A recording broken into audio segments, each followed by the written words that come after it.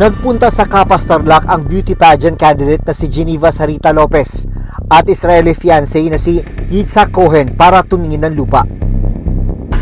Pero misteryoso silang nawala. Baka may tao sa loob. Di natin malapitan. May tao nga, boss. May tao yan.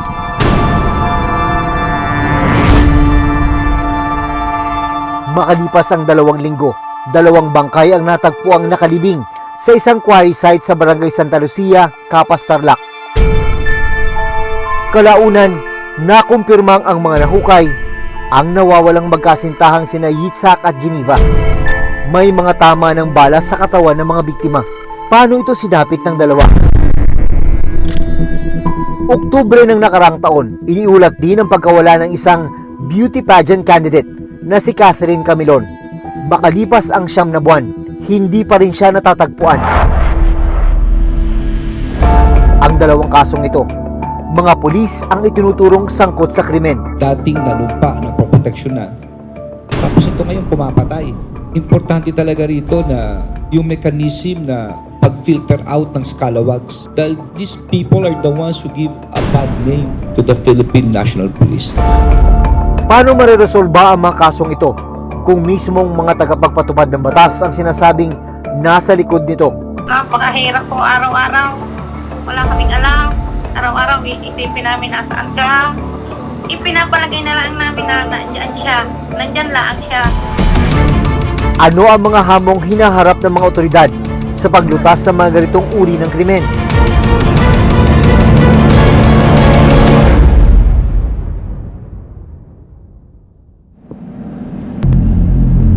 June 21, 2024, umalis sa Angeles City, Pampanga ang magkasintahang Geneva Sarita Lopez, 26 years old, at ang Israeli national na si Yitzhak Cohen, 37 years old. Kwento ng nakatatandang kapatid ni Geneva na humiling na itago ang kanyang pagkakinanlan. Wala silang alam nung una sa naging lakad ng dalawa. Supposedly, bibili kami ng gift para dun sa Saturday na birthday, yung Friday na hapon. Tapos nung mismong Friday, kinancel niya ng umaga. May meeting pala ako 10 ng hapon. Kayo na lang. Geneva Lopez, 25! Kinabukasan, ipinagtaka ng pamilya ni Geneva na hindi makontak ang dalawa. Yung handler niya, yung nag-aayos sa kanya, na since may rehearsal sana silang Saturday, dapat alas 5 pa lang, gising na yan. Alas 9 na hindi pa nagpapakanda. Agad nilang ipinagbigay alam sa mga pulis ang pagkawala ni na Yitzhak at Geneva. Bandang alas 2 ng madaling araw kinabukasan, Alina po, may pare po ito. Punta mo lang. Pare. isang nasusunog na sports utility vehicle o SUV ang nakuna ng video sa kabaan ng San Jose Road, Barangay Cristo Rey sa Kapas Tarlac. Boss, baka may kilala kang matawagan na emergency. Baka may tao sa loob. Di natin malapitan. Naiparating sa Kapas Municipal Police Station ang insidente ng nagliliyab na sasakyan.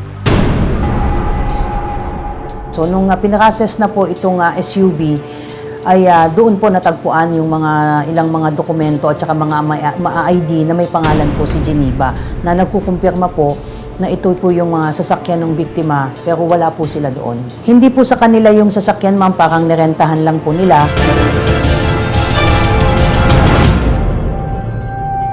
Lumipas sa mga araw, bigo ang pamilya na malaman ang kinaroroonan ni na Yitzhak at Geneva. Every day, hindi mo alam kung nasa na ba sila, hinahanap mo sila, ang ginagawa nila, buhay pa ba sila. Every day, hindi kami natutulog. Ayon sa Philippine National Police o PNP, nagsagawa sila ng backtracking sa mga lugar na pinuntahan ni na Geneva bago natagpo ang nasusunog ang nirentahan nilang sasakyan sa Kapas Tarlac. Nag-backtracking po tayo ng mga CCTV mula po nung umalis po yung mga biktima mula po doon sa Angeles City at sa mga posibleng dinaanan nila papunta po doon sa Kapas Tarlac.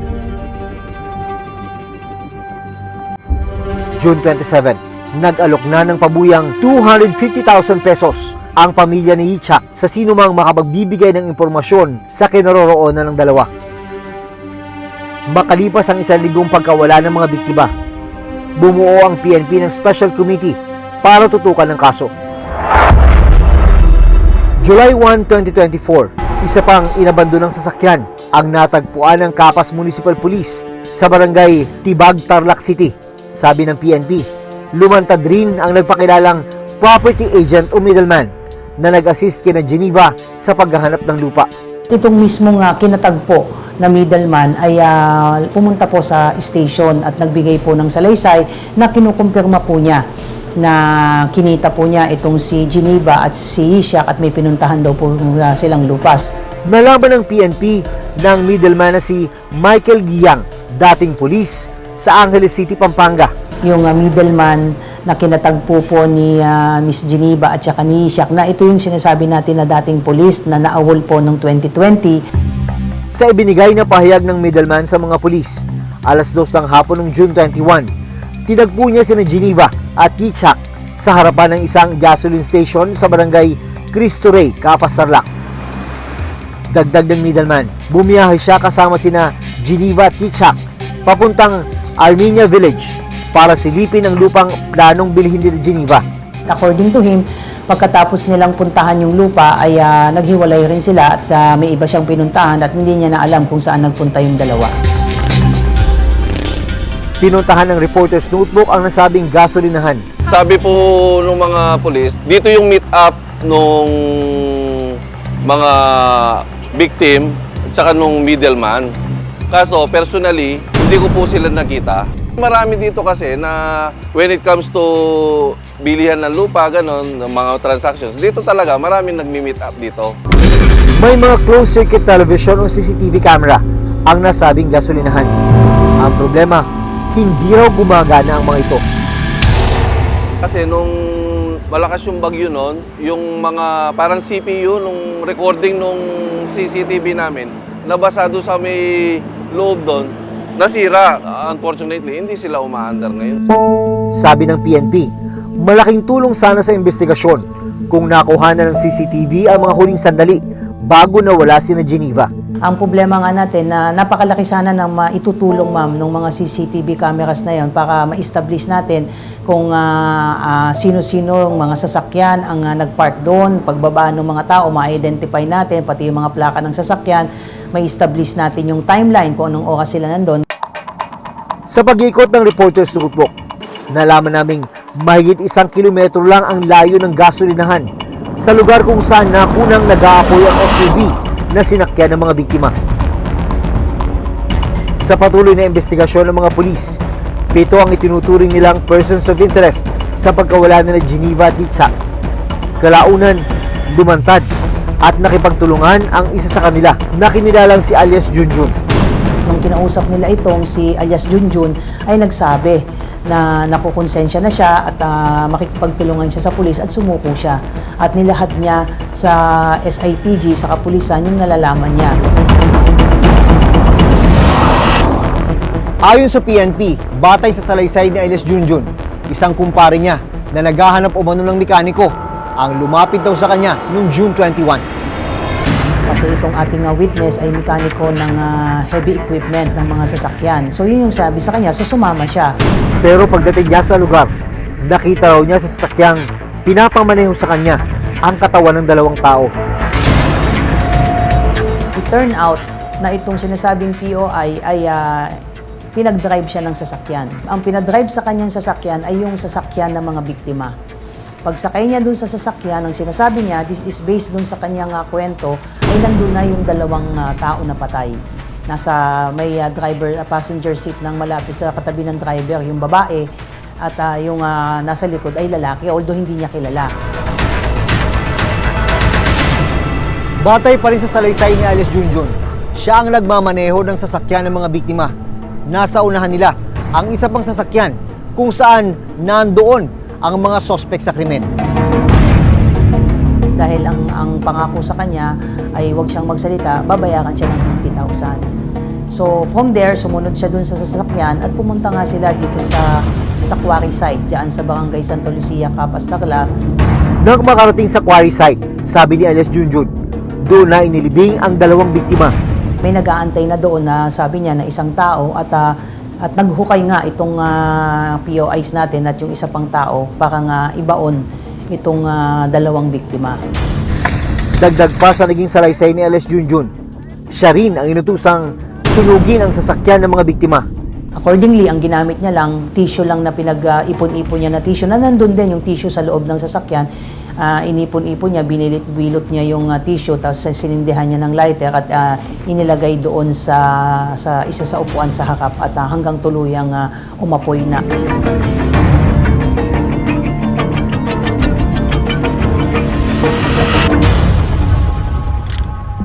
July 4, 2024, sinalakay ng mga otoridad ang bahay ng middleman na huling kinatagpo ni na Geneva. Sa bisa ng search warrant, hinalughog nila ang bahay at nakuhanan siya ng baril at granada. Dahil sa mga impormasyong isiniwalat ni Alice Junjun, natunto ng mga pulis ang kinaroroonan ng magnobyong Geneva at Itzhak. Umaga ng July 6, nahukay ang kanilang mga katawan sa isang quarry site sa Barangay Santa Lucia, Capas, Tarlac.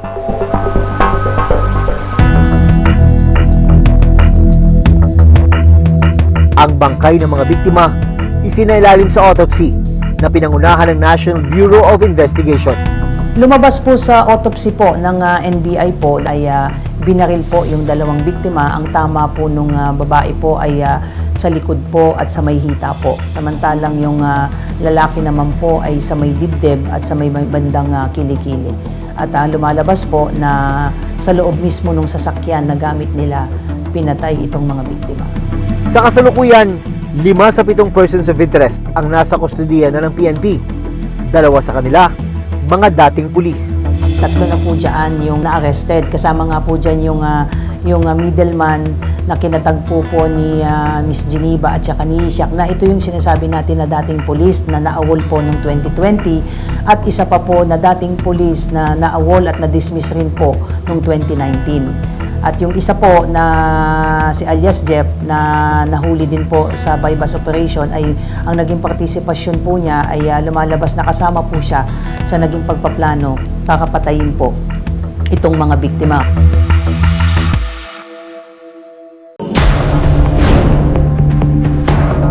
Sabi ng PNP, planado ang ginawang pagpatay kina Itzhak at Geneva. Land dispute ang lumalabas na motibo sa nangyaring krimen.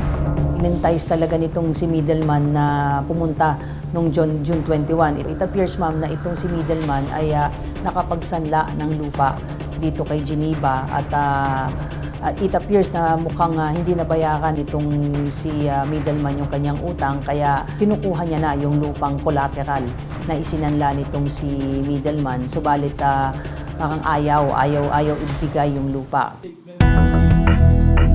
Sinampahan ng reklamong 2 counts of murder ang mga suspect. Nagpapatuloy ang investigasyon ng mga pulis.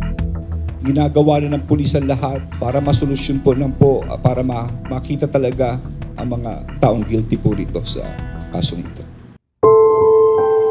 Ibiniyahe pa uwi sa bansang Israel ang bangkay ng biktimang si Yitzhak Cohen. Inilibing na rin ang labi ni Geneva. Umaasa ang kanilang mga pamilya na mapapanagot sa batas ang mga pumaslang sa kanila. Kung si Geneva natagpuan pero wala ng buhay. Ang isa pang beauty pageant candidate na si Catherine Camilon, 26 years old, hindi pa rin natatagpuan hanggang ngayon. Oktubre noong nakaraang taon, naiulat ang pagkawala ng beauty queen na si Catherine Camilon. Makalipas ang 9 na buwan, hindi pa rin natutunton ang kanyang kinaroroonan. Sa naging investigasyon ng mga pulis, October 12, 2023, umalis sa bahay sa Tuwi, Batangas si Catherine gamit ang kanyang sasakyan. Ang paalam ni Catherine sa kanyang inang si Rosario, may taong kikitain lang daw ang anak sa Batangas City.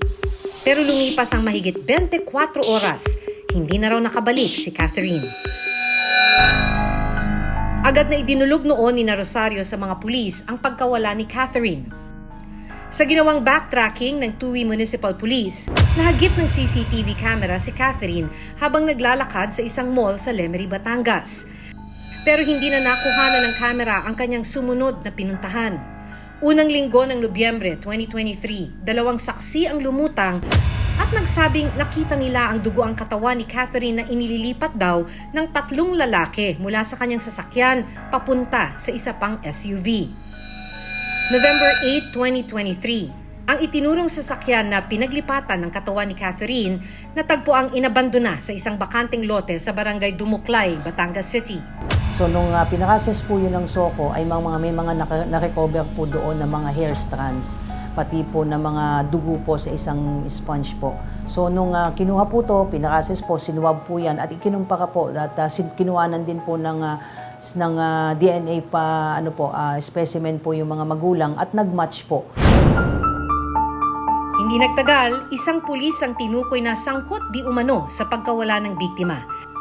Kinilala siyang si Police Major Alan De Castro, dating hepe ng Lipas City, Batangas. Si De Castro, karelasyon daw ni Catherine. Ano ho bang relationship niya dun sa suspect? Naging boyfriend niya na hindi naman niya ipinaalam sa amin. Bakit ho siya sasaktan ng kanyang boyfriend? Nagsumbong yung anak namin ipinaalam doon sa asawa dahil may asawa po yung suspect na may babae na may ibang relasyon. Yun ho, siguro baka yun ho ang isang dahilan. November 2023, sinampahan ng kasong kidnapping at illegal detention ng pulis, kanyang bodyguard at 2 pang hindi nakikilalang lalaki. Kalaunan, na-dismiss ang mga kaso laban sa mga ito dahil daw sa kakulangan ng ebidensya. Paano po kayo nakapag-react noon? Masyado ho kaming nadismiss sa naging resulta ho ng aming ikinaso. Pero satisfied po ba kayo sa ginawang investigasyon sa kaso ng anak ninyo? Kami ho ay patuloy na naasa at nagtitiwala ho doon sa mga taong alam namin na kami ho ay tinutulungan at tutulungan ho sa aming problema. Makalipas ang 9 na buwan, hindi pa rin nawawala ng pag-asa sina Rosario na makikitang buhay ang kanilang anak. Hindi ko pa naman ho isinasa puso't isip na siya iwala na at hindi pa naman ho namin siya nakikita Saan po kayo kumakapit? Wala po. Panginoon Diyos ho talagang nahingi ng awa. Dasal, tiwala at kami hong pamilya. Sabi ko ho sa amin, kailangan namin maging matatag. Ang mahirap po is the not knowing, Napakahirap po araw-araw. Wala kaming alam. Araw-araw iisipin namin nasaan ka. Ipinapalagay na lang namin na nandyan siya. Nandyan lang siya. Itinanong namin sa tagapagsalita ng PNP kung ano ang update sa kaso ni Catherine. Itong ginawang pagpatay, kung hindi man planado, naging malinis yung ginawa nilang krimen. Pero naniniwala tayo, ma'am, na sabi nga nila walang krimen na hindi natutuklasan. Nakaapekto raw sa kaso na wala silang natatagpo ang katawan ng biktima.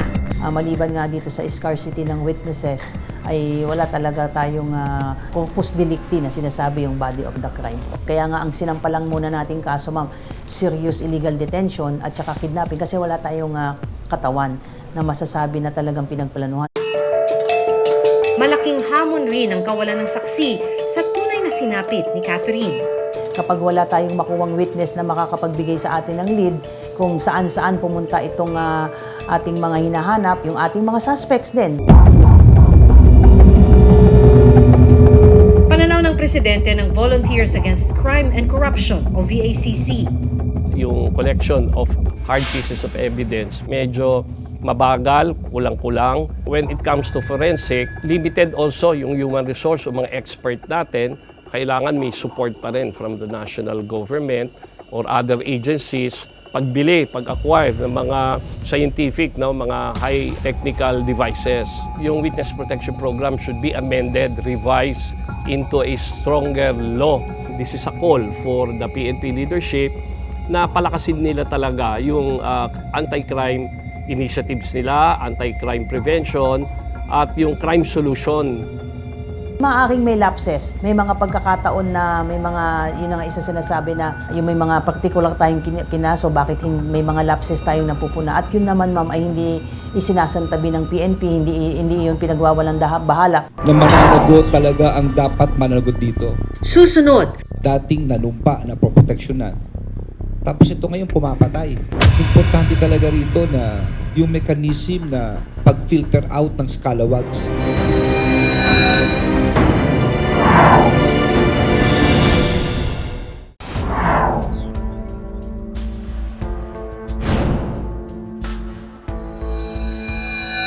Na mananagot talaga ang dapat mananagot dito. Dating nanumpa na proteksyonan. Tapos ito ngayon pumapatay.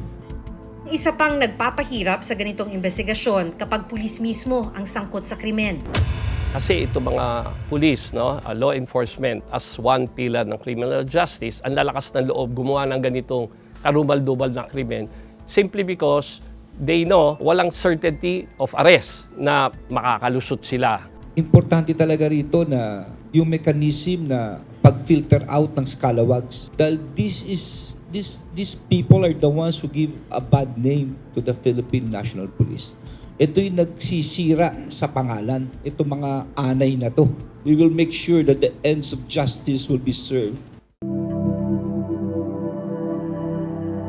Umaasa ang pamilya ni Geneva at Yitzhak na mapanagot ang mga nasa likod ng kanilang pagkamatay. Tamang proseso. Kung sinong gumawa, siyang managot. Walang ibang maapekto.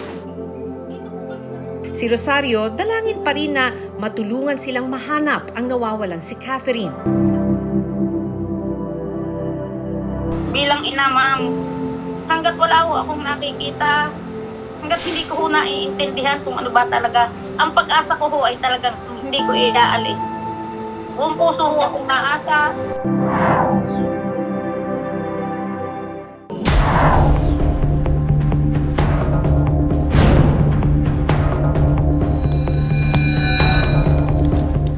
Ang nakababahala sa dalawang kasong ito, pulis at mga dating pulis ang di umano'y nasa likod. Mga uniformadong dapat poprotekta sa kanila pero ngayon itinuturong may kasalanan. Dapat ay mas paigtingin at pabilisin ang pagbibigay linaw at solusyon sa mga kaso para mabigay sa lalong madaling panahon ang hinahangad nilang katarungan. Hanggang sa susunod na Sabado, ako si Maki Pulido. Ako si Jun Veneracion at ito ang Reporter's Notebook.